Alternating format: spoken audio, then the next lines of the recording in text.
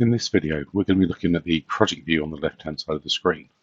Now, obviously in the project, you can run filters to filter out what you see over here, and you can also go into the formatting to turn on and off different items. But in here, we're going to look at the project view and how we can control what items are being displayed here. So at the moment, we can see our program structure, which has got our summaries, we can see hammocks and so forth in here.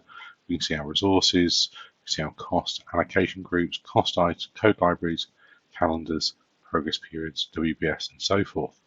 So what we can do is simply by going to the File menu and Options, and if we go to the View menu in here, and then we click on Show Types, we then have the option to turn these options off. So if I didn't want to see cost centers, code libraries, calendars, resources, milestones, appearance, and so forth, I could do that, click on OK, and you can see that now hides those items and you no longer see them. They're still available, but they're no longer available in the project view on the left-hand side.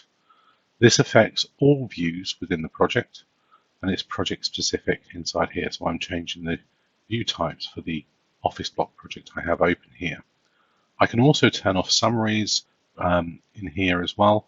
So if I turned off my summaries and clicked on OK, you can see I no longer see my summary tasks over here. I could only see hammocks if I wanted to, or I can turn hammocks off as well within the progress period. So you have an ability to really simplify what people see.